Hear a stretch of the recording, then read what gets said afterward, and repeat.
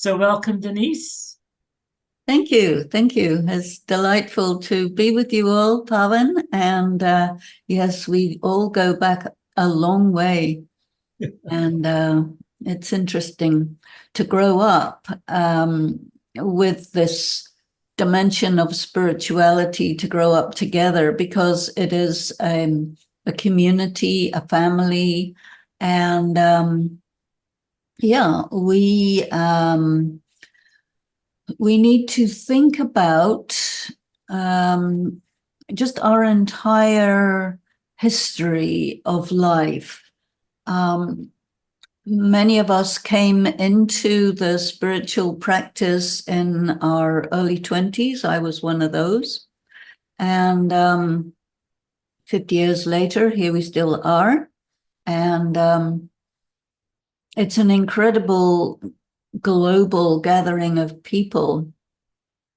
And this month of January is quite significant because it was on the 18th of January that the founder of the Brahma Kumaris World Spiritual University, Brahma Baba, completed his spiritual practice and transcended the physical form and took on the subtle form in what we call the angelic dimension.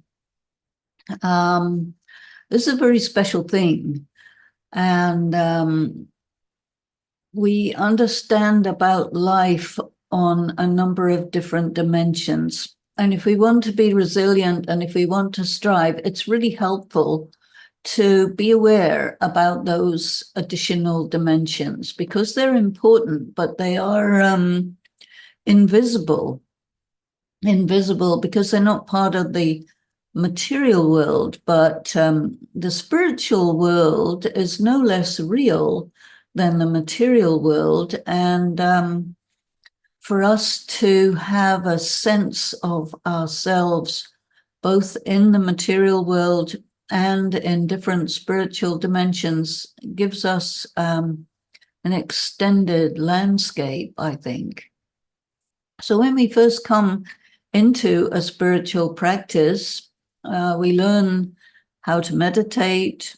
We learn some basic information about the idea of I am a soul operating through a material body.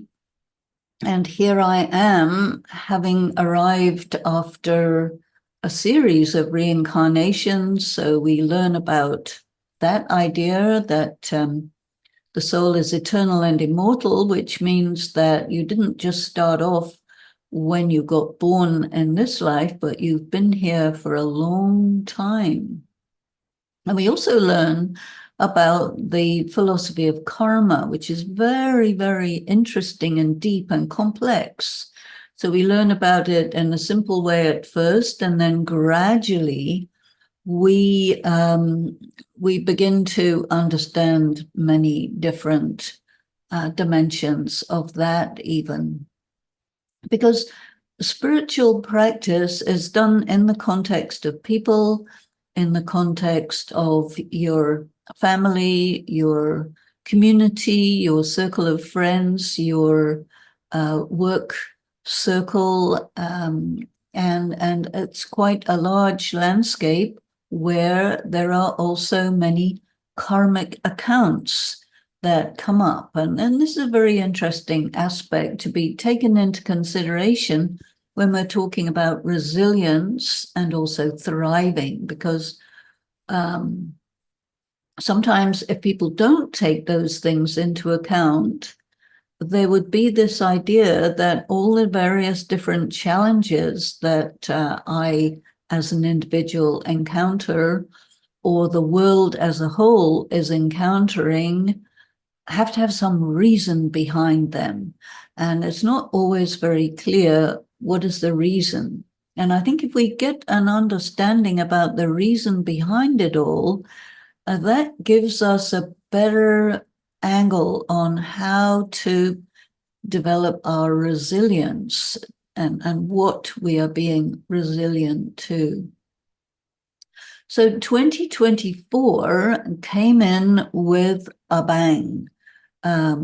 Extreme climate events. We have two major wars that are going on and getting bigger and bigger as the days go by. There's all sorts of different challenges that are happening just on a very personal level and also in terms of the global level, regional level. And things are happening in people's families, things are happening in terms of the economic circumstances, the social situation, political situation. Things are disturbed, things are giving pressure. And so we need to be able to manage these pressures, disturbances, and so on. So let's take a look, first of all, at why they are there, because I think everybody has this question. Why is this going on? And so therefore, I take us to look at things in terms of what one of the things we study in Raj Yoga, which is the big time cycle. And the big time cycle is divided into the different stages. And at the moment, we are in a stage of enormous transition. We're in fact transitioning from one time cycle to the next, which means that the energies that are working are enormous. On the one hand, you have the energy of an old time cycle falling away, and then the new energies of a new time cycle coming into play. And these energies are thrashing against each other and creating disturbances that we can see in climate change, that we can see in different difficulties happening between different communities in the world that are butting up against each other in various ways. We have more refugees at the moment than we had at the end of the Second World War. And that was a very large thing. So it means we have to be very flexible, very loving, very open, very aware that this is the human family and that we need to have qualities like generosity, like inclusiveness. And we have to be very, very careful not to think that whoever is disturbing me right now is the problem. No, it's really not about that. It's something bigger that's going on. And that's not anybody's fault. It's that we are passing through a time of great change. We're also passing through a time where many, many karmic accounts that have been accumulating over centuries are coming up for settlement, which means that we will be encountering all sorts of unexpected difficulties, challenges. And so the natural tendency of a normal person is to say, who's to blame? Because we like to know the reason. We like to know who's the problem. And we don't generally want to think I'm the problem because I look fine to me. We all say that. But, everyone's in the same boat. If you take for a moment the idea of the time cycle, and the time cycle moves in a certain way, and the way is not the way that people imagine, because I think most of the world is wedded to the concept of evolution and progress. And so we believe it's part of our education, it's part of our culture that everything is getting better and better. And the proof of it is the internet, telecommunications, going to the moon, all the different technologies that we have, these are progressing very well. But on the other hand, human relationships and people's ability to love and experience being loved, to feel that everything is getting better and better in terms of personal life, family life, community life, that is not going as well as the advances in technology. And this is something to do with the nature of the time cycle, where there is deterioration due to age. So as we all know, I mean, those who are young don't know about getting old, but those who are old do. And what happens when you get older is you don't have so much energy. Your mental faculties are not so sharp as they used to be. Your physical agility is not as good as it used to be, and you slow down. And this is just the natural part of aging, which you don't really encounter until it's right upon you. And so for all you young people, enjoy your youth. And as time goes by, just understand that that's the way it goes. Nobody gets any younger. And then we can look at nature. At the moment, we're receiving on the news many articles and videos about how climate change is becoming quite alarming, and things are going badly, and there are a great many more extreme weather events, and they are getting worse, and they are affecting people's livelihood and sense of security and so on.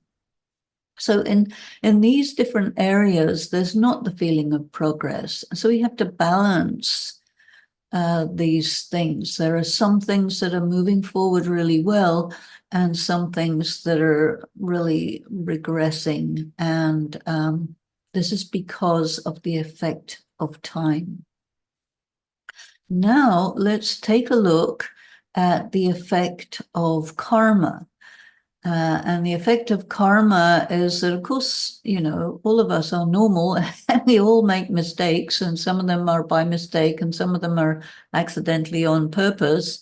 And sometimes we just get carried away and we do wrong things because it's just, you know, too many things happening, and we just go against the voice of conscience, and we follow, you know, powerful emotions that make us do wrong things. But all of these are accumulating in an account that has to be settled. And so relationships between people, between communities, between the races, the religions, different nationalities, they do get strained every so often. And all of this is because of an accumulation of negative karma. And so this is where the resilience comes in. We need to understand that there are a lot of things that are not under our control. And whatever we know that we did wrong, we may expect to have to account for it. And when something comes up, we think, you know, this thought comes up, oh, what did I do to deserve this? Which is a kind of intuitive, natural feeling that I wouldn't have something bad happen to me unless I did something to provoke it. So I have to be aware that if I make mistakes, it will come up for payment sooner or later, and I have to pay. But paying takes strength. And so one of the meanings of resilience is strength to manage difficulties. And one, I think, very powerful metaphor that has often been used but it's still very powerful. And that is the metaphor of the tree growing in the path of a strong prevailing wind, which is constantly battering that tree and causing it to be unable to grow straight and balanced, but the tree will bend over and grow in the direction that the wind is pushing it. And maybe sometimes even that tree is growing on the side of a cliff and there is erosion and the roots get exposed and it has to hold on tight to be able to not get blown away. And so there is a certain strength that gets derived from a person being in a circumstance which is continuously adverse and which creates distortion because all the time you have to resist it and work with it and bend with it. So in the practice of Raj Yoga, we do learn about powers. And these are called powers through yoga. So I'd like to talk a little bit about how resilience arises through developing and cultivating these powers through yoga. So we need to talk also a little bit about what yoga really is, because it's very deep and very interesting. And as we develop these powers and cultivate our yoga, so we become able to thrive even in circumstances which are bearing down upon us, because as you develop and cultivate your powers, you become stronger than the forces that are pushing you this way and that way. And this enables you to not just only be resilient, but also to thrive. So what is yoga? Many people come to us and they say, I want to learn to meditate. I want to do yoga. How can you help us with this? And so Raj Yoga is one of many different kinds of yoga. And it is the king of all the yogas. So it's the highest of yogas. And because of that reason, I thought, yes, this is for me. Why should I settle for less when I can go for the best? So Raja Yoga is yoga of the mind and yoga of the power of concentration. It is a spiritual kind of yoga. And although we live very materialistic, physical lives, we do also have our inner life, which is important to cultivate and take care about. We are spiritual beings, we are souls, and so the soul needs to be understood and cultivated and strengthened. Because one of the things that we learn about from knowing about the time cycle is that the soul itself gets depleted. And when the soul is depleted, it's very difficult to handle the challenges that come. And so it seems that the most important thing of all is to learn how to strengthen the soul itself. And this is where yoga comes in. So yoga is, the way I look at it, it's a two-step process. The first step is going in, and the second step is going up. So going in means that you turn your attention within to consider yourself as the spiritual being who exists on a spiritual dimension and that interacts with the material dimension. And in fact, the soul drives everything that we do and everything that we experience, our feelings, our volition, consciousness, everything that makes us a being is in the soul. And then you compare that with your body, which is in some ways rather comparable to a robot. And the robot will do what the programmer tells it to do.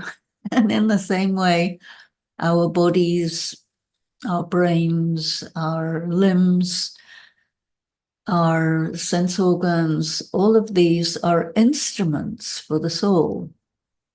And so as we begin to learn about spirituality and about meditation, we begin to shift our attention from the external to the internal and to identify with this idea that I am a spiritual being and I do everything through the body. I experience everything through the body, but I am not my body. And so there are many, many implications of this. Now, what happens is we get provoked and stimulated by sensory data, sense experiences. We see things, we hear about things, we read things, we feel things, and we react to them. And this reaction is when the soul is under the influence of sense perception. And so we are not the master at that time, but the soul becomes more of a slave to the provocations that come from sights and sounds and information and so on. And yoga is a practice which changes that. And it says, okay, the soul is the master, not the slave. So if the soul is allowing itself to be pushed around by sense impressions, then that's not so good for your self-esteem. It's not so good for being in your power, because you're clearly not. You have, in a sense, given away your power to people, places, and things that are outside of yourself. And so yoga is a practice in which you take back your power and you say, no, I am the master and I decide for myself how I'm going to respond to the different stimuli that come into my mind and brain through my eyes and ears and fingers and everything. And this takes strength. So when you turn within, you go inside, you connect yourself with the soul, that creates a certain distance between yourself and the outside world, yourself and sense perception. So this first part of yoga, we call it soul consciousness. And when we're connected with the soul, which is the self, then we can actually assume mastery. You are in the control seat and you drive your life how you want. It should be as you want and not as external things want. You are the master. You must assert that. But sometimes you say, oh, I can't help it. It was too strong for me. The emotions are too powerful. I forgot myself. I couldn't maintain. This is because you need the second step. And the second step is the step of turning to a source of spiritual strength, which is outside the material world. And you can only do that once you have taken the step inside. So this is why it's the first step. You go within, and then you turn your attention way, way past any boundaries of the material world, and you enter into a different space, a mind space, a soul space, a space of light, where you have access to the source, which is the supreme soul, the supreme being. And you need to be still and steady and quiet to focus your attention on that being of light and fill yourself with power from that. So this practice of meditation is like a resource, and it's a relationship, and it is a foundation. And so it's very important to cultivate this, to learn about it, to make it part of your life, to include this practice of soul consciousness and consciousness of the higher power, the higher being, and draw energy into yourself regularly. It's like feeding the soul. And we need to also realize that if we haven't been doing that, which of course we haven't, this is why the soul gets depleted. This is why the soul gets, in a way, starved of spiritual sustenance. So we must do that. Now, all very well to tell you the theory of it, but then you will say, okay, now I need to really see how it's done. And so I'd like to draw your attention to the founder of the Brahma Kumaris, which is Prajapita Brahma, or we would call him Brahma Baba.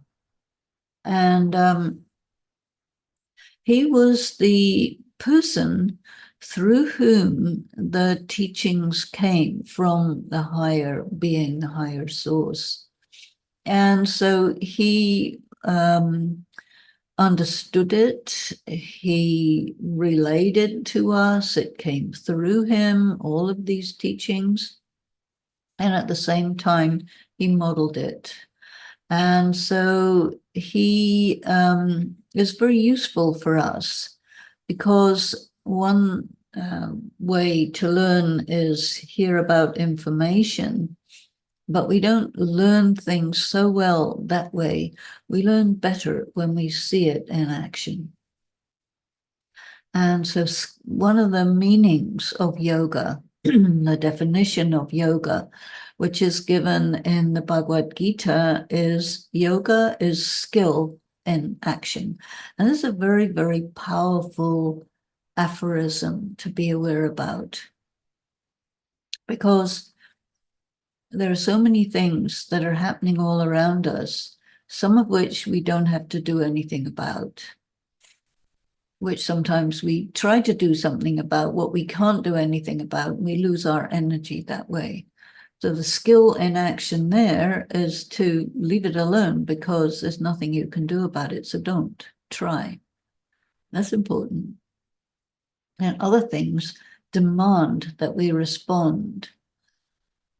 Many of these things make us react, and our reactions are not necessarily very clearly thought about. They're just knee-jerk reactions, and they're not usually the best of karma. With the practice of yoga, you create a little gap between sensory input and your response to it. And that little gap, which may be even just a second or two long, is long enough for you to make a decision. How am I going to respond to this?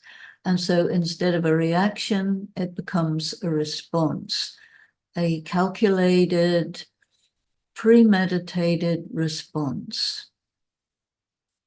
And part of what you do in meditation is to evaluate yourself and look at how your knee-jerk reactions are and how they get you into trouble, and make a plan for not continuing to do that, because why wouldn't you do good, well thought out responses if you can? So that's also another part of meditation. So there you are responding well to the different stimuli. Some of the stimuli that come to you are like payments for negative karma, challenges, hard stuff, difficult stuff, blows that may come to you. And for this, you need the powers. And so there are a number of different powers that are acquired through yoga. And one of them is tolerance and flexibility, the ability to, bounce back from any hard blows. It may come through words, it may come through circumstances, it may come through rejection or accusations, or many, many things can come your way, which are designed to destabilize you. But when you have the practice of being soul conscious, being connected to the higher being, you're ready. And you use that second in between the stimulation coming in and your response to it to position yourself. And you respond to it naturally, well, appropriately, and move on. It's like being a skilled sports person, a skilled tennis player knows what kind of ball is coming your way and how to respond to it. So this is really how a yogi life is. So you are not really going to be afraid of these things. You take them as challenges that you look forward to because, they're things that you practice with to become more skilled. Because as a yogi, you want to become more skilled in action, and therefore you are very happy when challenges come, because without a challenge, you're not going to upgrade your game. And so your feelings about challenges actually change. You're not thinking that this is a bad thing. Somebody else might think it's a bad thing, but for you, no. It's an opportunity to hone your skills and to actually build up your sense of self, because as you get more and more skilled, your sense of self actually does get upgraded as well, because you don't feel bad about yourself. You feel good about yourself because you are doing well, you're making achievements, and you're looking better and better in your own eyes, let alone in the eyes of other people. And you can see how this ability to manage things not only creates this natural resilience, but it also is something that you enjoy and that you thrive on. Because you feel that it's strengthening you. You don't feel that it's diminishing you or weakening you or in any way too much stress. People don't really like stress, but a yogi who is, cultivating these powers and practicing on everything that comes along, you actually take advantage of stress rather than feel diminished by it or broken by it, something like this. And there are times, of course, when you absolutely fail. This is totally normal. And what do you do when you fail? Well, you have to be a good sports person. You win some, you lose someone, but you don't let it get to you. You don't let it get you down. You pick yourself up, dust yourself off, and get going.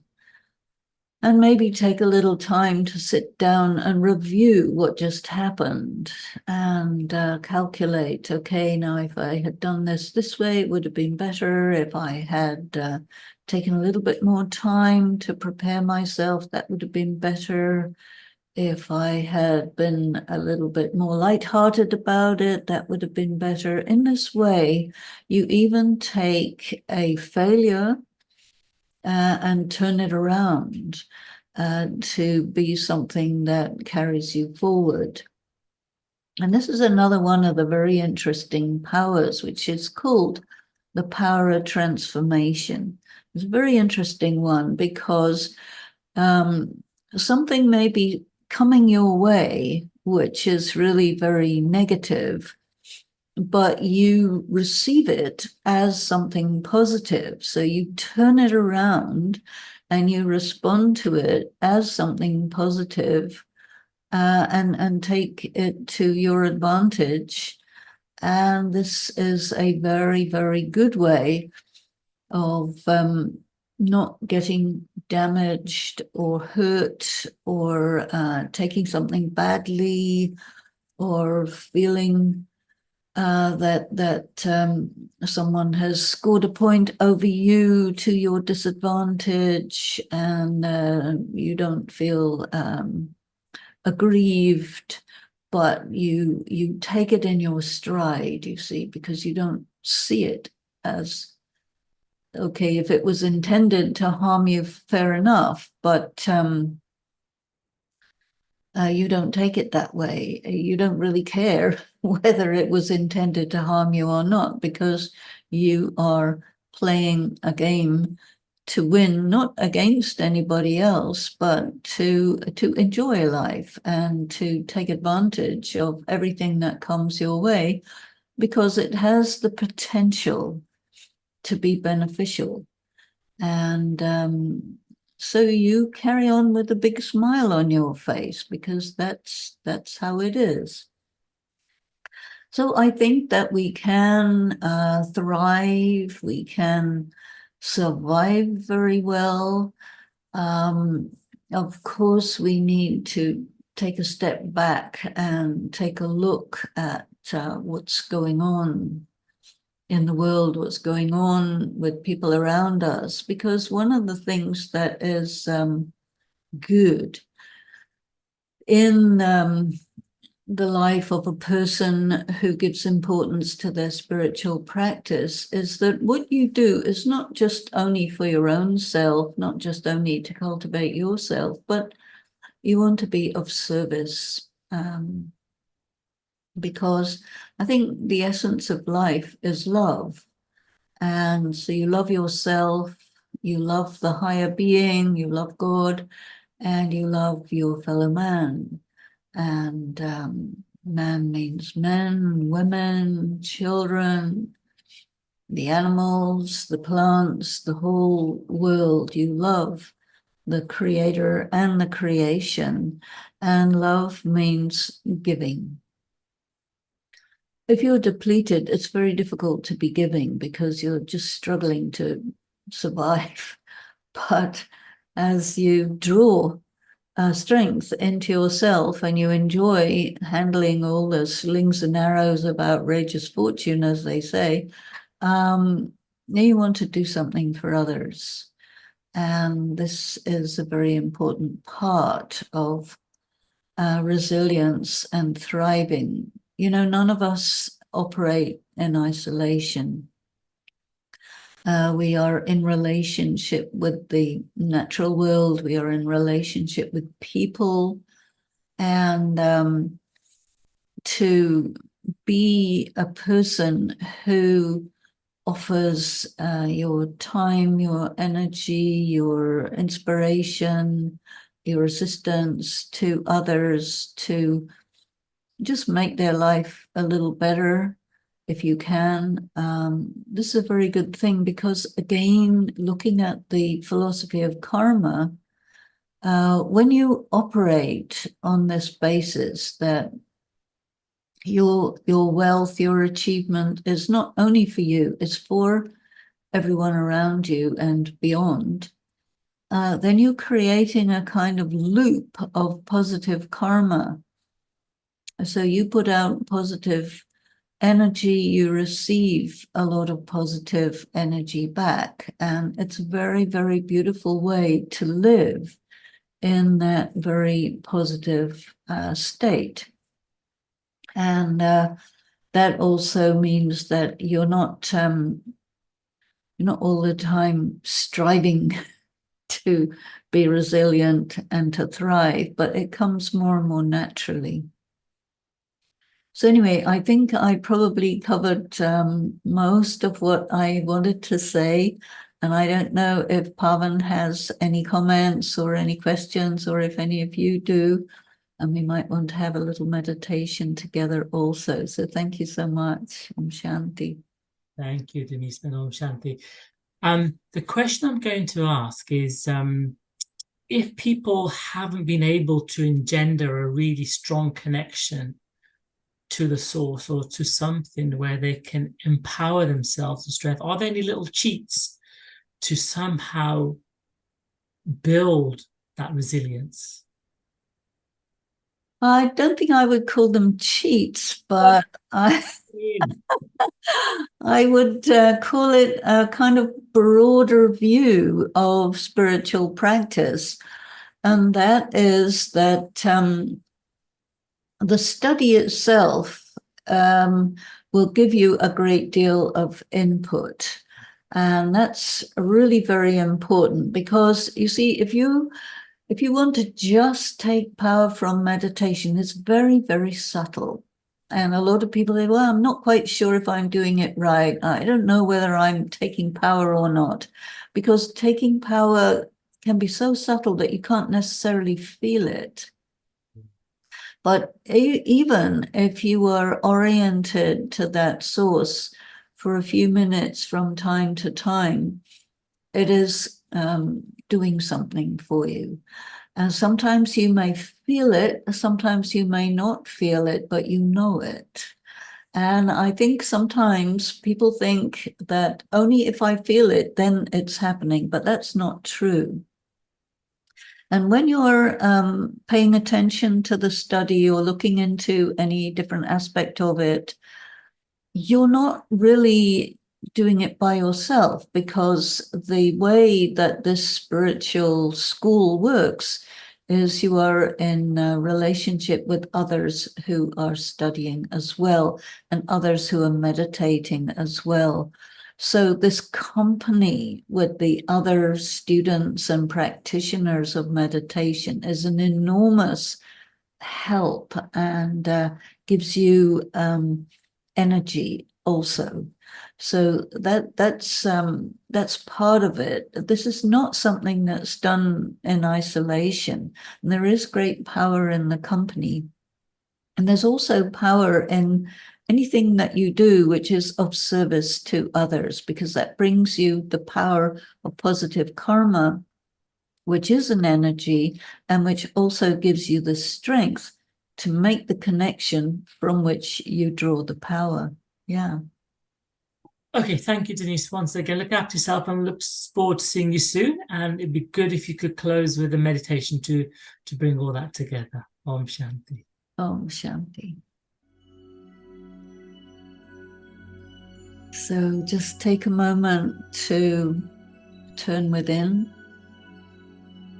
Just gently allow the self to be free from thoughts of the day, the external world, concerns,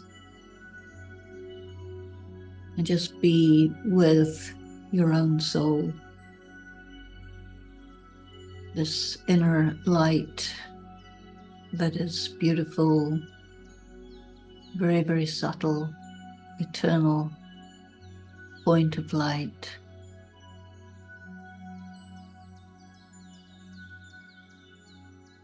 And as you turn within, it brings you to a more subtle sense of self, a dimension that is light.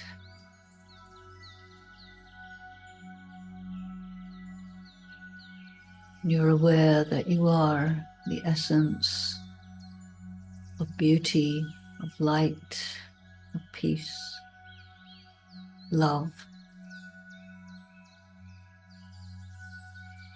This is your reality, no matter your past, your present, or your future, but your essence is pure, at peace, beautiful, wise,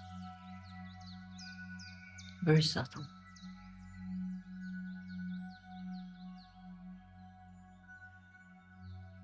And then gently let yourself travel beyond this world, going above, leaving the people, the places, the things, the drama, and moving to a space of light far beyond the everyday world.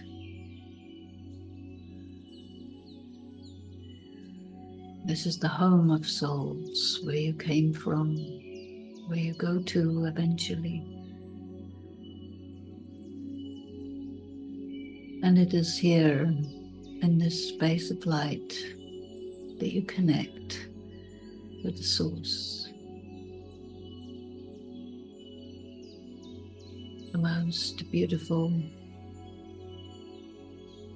bright, white point of light.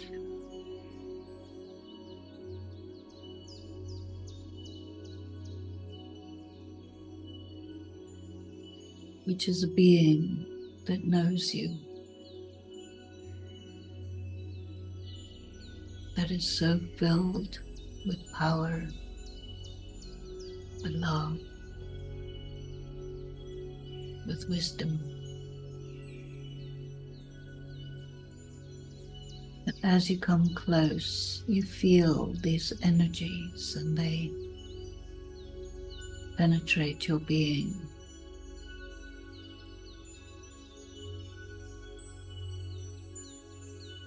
And you just allow yourself to absorb that strength, that light,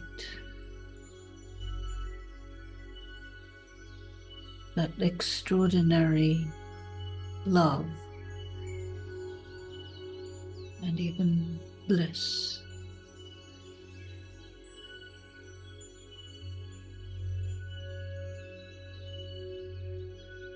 Just let yourself be open to that. Take it in deeply.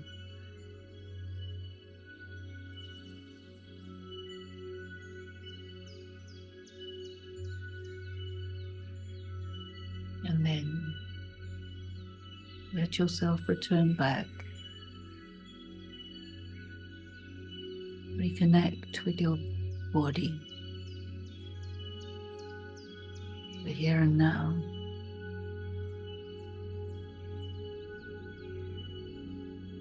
And you have brought with you a special blessing, strength. You're ready for the next challenge. Om Shanti. Thank you.